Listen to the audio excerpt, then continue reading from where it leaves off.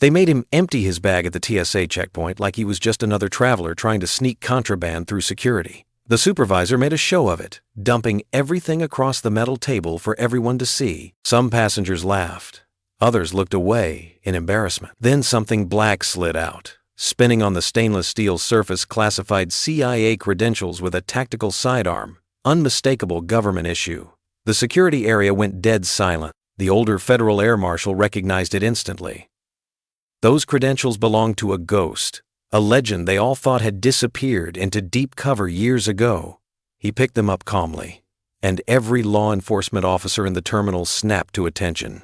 Welcome to Undercover Signals.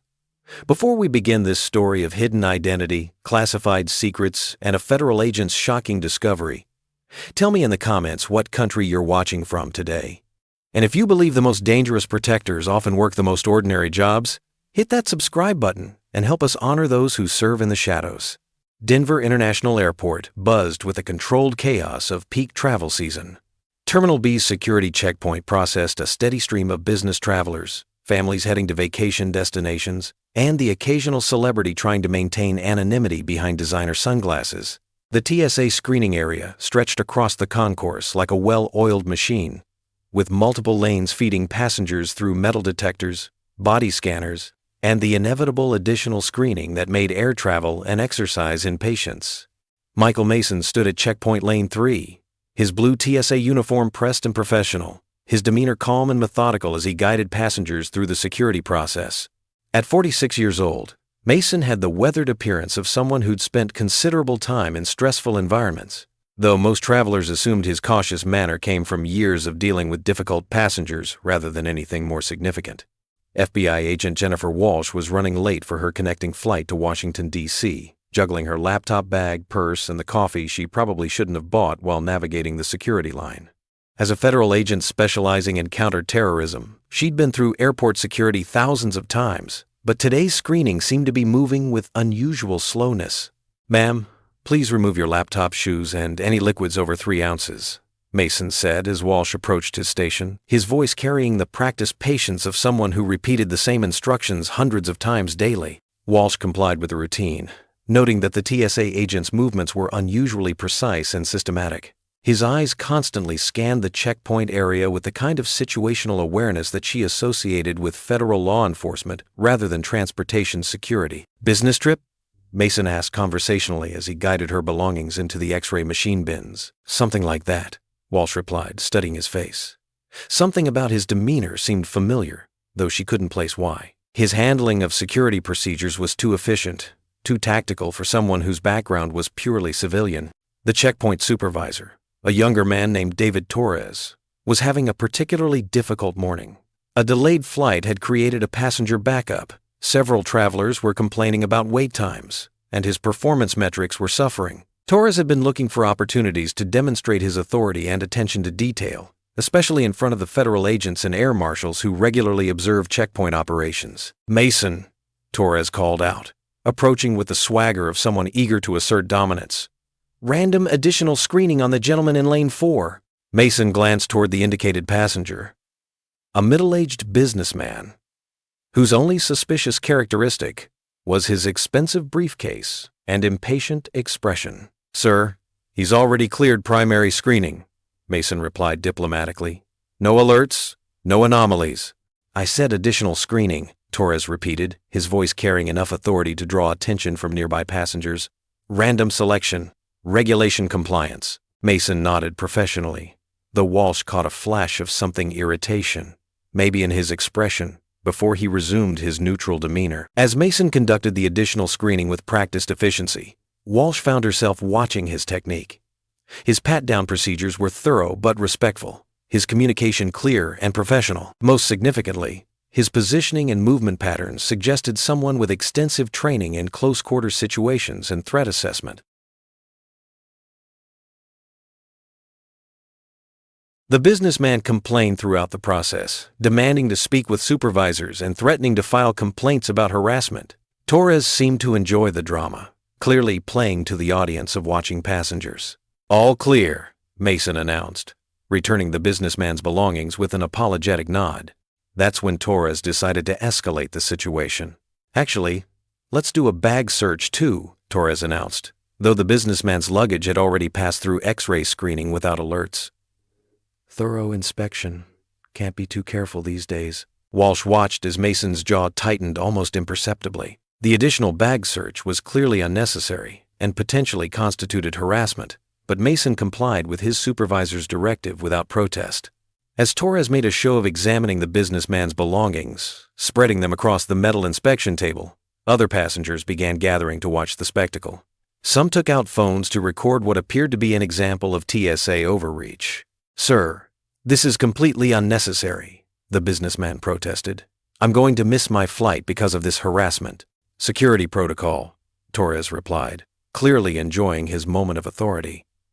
"We have procedures to follow." That's when Mason made an error that changed everything. Distracted by Torres's performance and the growing crowd of onlookers, Mason reached for his own personal bag to move it out of the way of the inspection area. As he lifted the worn canvas messenger bag, the zipper, already strained from years of use, finally gave way. The contents scattered across the stainless steel table in front of 40 passengers, several TSA agents, and at least 3 federal law enforcement officers.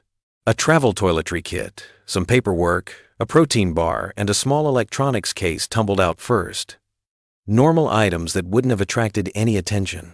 But then, sliding across the metal surface with unmistakable authority, came a black leather credential case and a compact Sig Sauer P229 in a custom holster.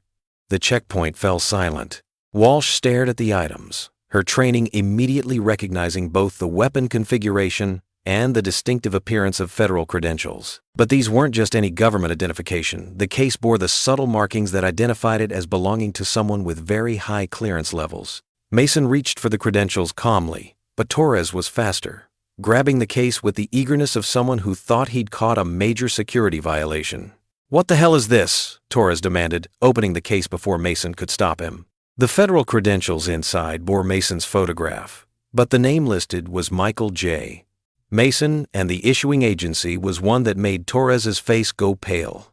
Central Intelligence Agency, Operations Directorate, classification level, eyes only. "Sir," Torres stammered, suddenly understanding that he was holding credentials that were far above his clearance level to even see. This is..." Walsh moved closer, her FBI training automatically analyzing the situation. The credentials appeared authentic, complete with the specialized security features that were nearly impossible to duplicate. More significantly, the clearance level indicated that Mason wasn't just any CIA employee. He was someone with access to the most sensitive operations and classified information. "Agent Mason," Torres said, his earlier arrogance completely evaporated. "I didn't know. We weren't informed."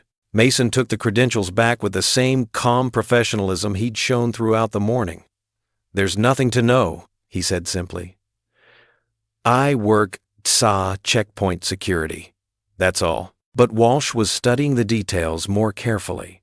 The weapon was a specialized configuration used by CIA operatives in high-risk assignment. The credentials showed assignment codes that indicated foreign operations and counterterrorism work. Most tellingly, the expiration date was current. These weren't souvenirs from a previous career. "Mason," Walsh said quietly, showing her own FBI credentials. "Agent Jennifer Walsh, Counterterrorism Division. Can we speak privately?" Mason looked at her steadily, and for a moment, his carefully maintained civilian demeanor slipped. Walsh saw something in his eyes that confirmed her growing suspicions. This wasn't a former CIA officer working airport security to pay the bills. Over the public address system, a calm but authoritative voice made an announcement that sent chills through every law enforcement officer present. "Attention all personnel. Terminal B is now under lockdown protocols. All passengers and staff remain in current positions. Federal agents respond to stations immediately." Walsh's phone buzzed with an emergency alert from the FBI's Joint Terrorism Task Force. "Credible threat. Multiple hostiles. Den Airport. Immediate response required." Torres, still holding Mason's tactical weapon, looked around in confusion. "What's happening? What's the protocol for this?" Mason reached for his weapon with movements that were suddenly precise and authoritative. "The protocol," he said, his voice carrying a new edge of command, "is that you're about to see why some CIA officers work airport security. Through the terminal's large windows, Walsh could see black SUVs pulling up to the arrivals area with coordinated precision. Armed figures in tactical gear were emerging, moving with the kind of professional coordination that suggested extensive training and planning. "How many?" Mason asked Walsh, apparently accepting her as the federal law enforcement presence. "Unknown," Walsh replied, checking her phone for updates. "Intelligence suggests coordinated attack, multiple entry points, potential bombing targets." Mason was already moving toward the security office behind the checkpoint, apparently accessing equipment that wasn't part of standard TSA operations. When he emerged 30 seconds later, he was carrying tactical gear that definitely didn't belong to airport security. "Mason," Walsh said urgently, "what exactly is your assignment here?" Mason checked his tactical radio while monitoring the security feeds on multiple screens. 3 months ago, intelligence indicated that terrorist cells were planning coordinated attacks on major transportation hubs. Denver International was identified as a primary target due to its strategic importance and security vulnerabilities. "So you're undercover?" "Deep cover," Mason confirmed. SA credentials provided perfect access to security systems, passenger screening data, and terminal layout intelligence. The agency needed someone inside who could respond to threats that might develop faster than external tactical teams could deploy. Walsh stared at him as the implications became clear. "You've been preparing for this specific attack." "For this type of attack," Mason corrected. "We knew something was coming, but not the exact timing or methodology." The first gunshots echoed through the terminal from the direction of the main entrance, sending passengers scrambling for cover. Mason's transformation from mild-mannered TSA agent to tactical operator was immediate and complete. "Agent Walsh," he said, his voice now carrying the authority of someone accustomed to command situations, "I need you to coordinate passenger evacuation through the secure corridors while I address the immediate threat." "Wait," Walsh said. "How do I know you're really CIA and not part of the attack?" Mason handed her his tactical radio, tuned to a frequency that immediately connected her to the FBI's Joint Terrorism Task Force Command Center. "This is Agent Walsh," she said into the radio.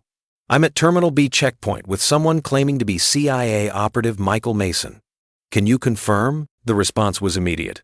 "Agent Walsh, you are in contact with Blackwater 6. Follow his lead. Repeat, follow Blackwater 6's lead." Blackwater 6. Walsh had heard that designation in classified briefings. It referred to CIA operatives conducting the most sensitive domestic counterterrorism operations. Over the next 25 minutes, Walsh watched Michael Mason demonstrate tactical skills that transformed the airport terminal into a battleground where every advantage belonged to the defender who knew the terrain perfectly. Mason moved through Denver International security infrastructure, like someone who'd spent months memorizing every camera angle, every sightline, every tactical advantage the facility offered. He used the TSA checkpoint's multiple screening lanes to create choke points that forced the attackers into predetermined killing zones. He accessed security systems that Walsh didn't even know existed, coordinating passenger evacuations while simultaneously tracking terrorist movements through the terminal. But it was during the final confrontation with the terrorist cell's leader that Walsh saw something that made her understand exactly who Michael Mason really was. The terrorist leader had taken a family hostage near Gate B-27, demanding safe passage to a waiting aircraft. Mason approached the situation with the kind of calm precision that, as Mason negotiated with the hostage-taker, his shirt sleeve was torn by debris from an explosive device, revealing a tattoo on his forearm that Walsh recognized immediately from classified intelligence briefings. The distinctive insignia belonged to CIA's Special Activities Division, the agency's most elite paramilitary unit, responsible for the most dangerous covert operations worldwide. Below the main insignia were additional markings that documented deployments to classified locations and operations that officially didn't exist. "Jesus Christ," Walsh whispered, "you're sad."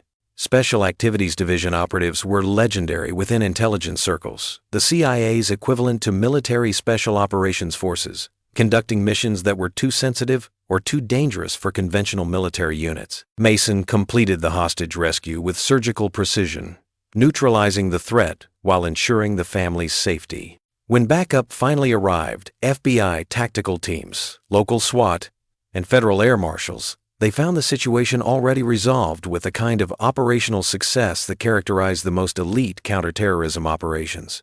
"Agent Walsh, The FBI tactical commander approached her as the scene was being secured.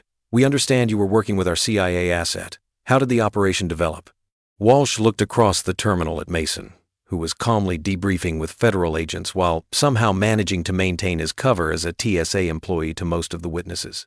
"Commander," Walsh said, "I just watched a TSA security guard conduct a counterterrorism operation that probably saved hundreds of lives. And I'm pretty sure he's been preparing for this specific scenario for months." The investigation that followed revealed that the terrorist cell had been planning the Denver International attack for over a year, using intelligence gathered from insider sources and detailed surveillance of airport security procedures. Mason's deep cover assignment had provided the CIA with early warning and tactical advantages that prevented what could have been one of the most devastating terrorist attacks on American transportation infrastructure. For Walsh, the most significant revelation was understanding that for 3 months, thousands of travelers had been processed through security by someone who was simultaneously one of America's most elite covert operatives and a genuinely dedicated TSA employee. 2 weeks later, Walsh found herself back at Denver International, catching another connecting flight to Washington. She approached checkpoint lane 3, where Michael Mason was once again guiding passengers through security screening with the same patient professionalism he'd shown before his cover was blown. "Agent Mason," she said quietly as he checked her credentials. "TSA, Officer Mason," he corrected with a slight smile. "Have a safe flight, Agent Walsh." As Walsh moved through the checkpoint, she realized that Mason's cover hadn't actually been blown at all. It had simply evolved. The passengers around them had no idea that their security screening was being conducted by someone whose tactical skills had been proven under the most extreme circumstances. Some heroes wear uniforms and get recognition at Pentagon ceremonies. Others wear TSA badges and hope their most important work remains forever invisible to the travelers they protect. Michael Mason was both, and every passenger who passed safely through Denver International was protected by a guardian they would never recognize. So I ask you, have you ever encountered someone like Michael Mason?